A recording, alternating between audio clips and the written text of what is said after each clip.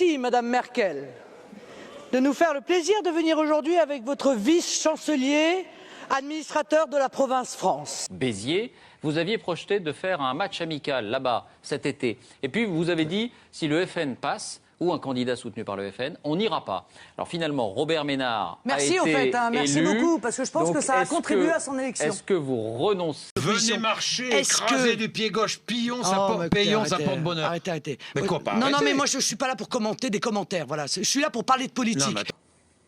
Non mais écoutez, à quel titre M. Boudjelal accorde comme ça des diplômes de respectabilité je considère que M. Boudjelal est un parvenu d'une vulgarité inouïe. Je suis assez content d'ailleurs que les Biterrois échappent à ces vulgarités traditionnelles qui lui ont valu d'être sanctionnés pour atteinte à l'image du rugby, vous avez payé les 10 000 € à M. Mélenchon, Marine ? Pour atteinte à la déontologie sportive.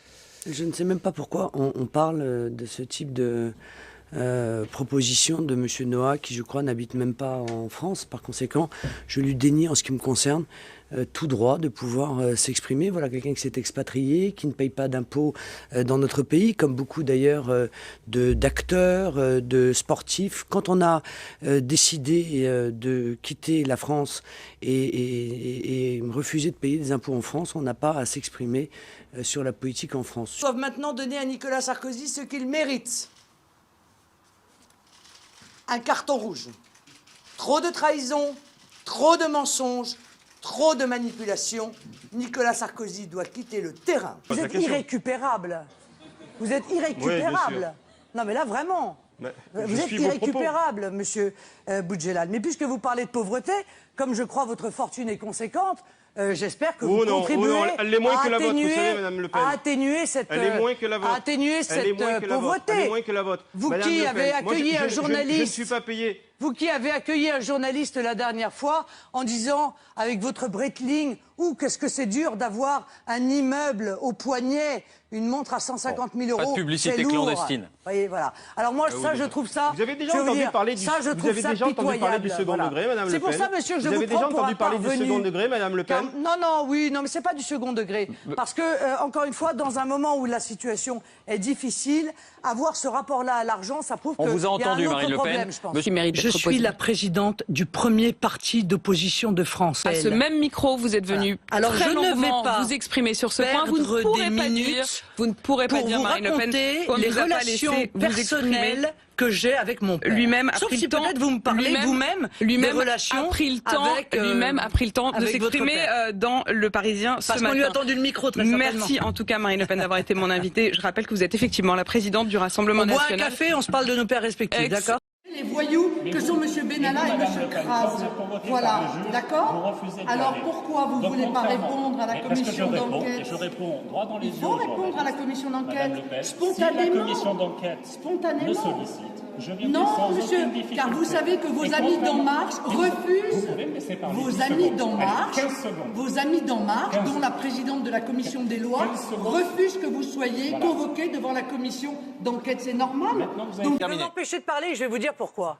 Parce qu'en réalité, quand il dit qu'il faut maîtriser les frontières nationales, il oublie ce que vous dites est une stupidité. Voilà. C'est pour ça que avant même de le dire, c'est pas facile quand même. J'ai même pas exprimé une idée que déjà vous trouvez ça stupide. Mais je trouve ça inepte de ne pas défendre les garde-côtes européens. Vous avez voté avec vos amis, les Républicains, au Parlement européen, la relocalisation forcée des migrants dans les pays.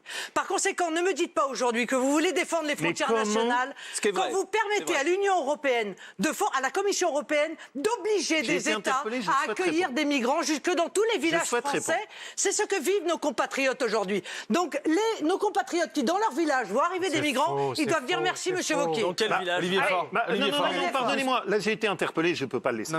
Madame Le Pen, ce que vous dites, c'est pas un débat très clair. Et l'Europe, ça n'est pas que nous étions au plein cœur de la crise. Vous ne pouvez pas dire fake news à chaque fois. Vous allez avoir demain sur les réseaux sociaux la preuve de vos Ou qui travaille la nuit, et bien que celui-là puisse obtenir sa retraite à 60 ans. Vous, monsieur Consigny, vous êtes comme moi. Vous êtes avocat. Oui. D'accord. Vous avez commencé à quel âge à travailler? J'ai à 15 ans. J'ai mon premier job mes premiers jobs pendant mes vacances, c'était à 15 ans. J'ai toujours travaillé en même temps que mes études. Excusez-moi, c'est pas ce que je vous dis.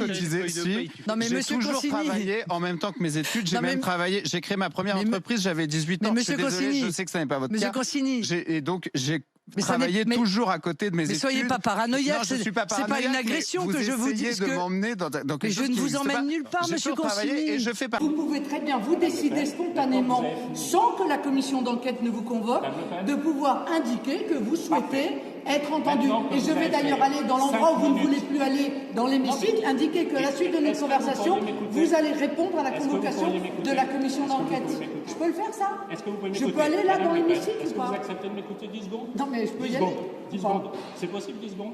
Je veux pas que vous nous embrouillez comme vous le faites depuis le début de cette affaire. Non, vous êtes en train de nous dire, écoutez, les journalistes sont témoins, vous êtes en train de nous dire, si je suis convoqué, non, mais laissez-moi parler, vous êtes en train de me dire, si je suis convoqué, je viendrai, et je suis en train de vous dire que vos amis de La République En Marche refusent de vous convoquer. Pourquoi? Défendre la France éternelle, mais la France éternelle, précisément, c'est l'honneur.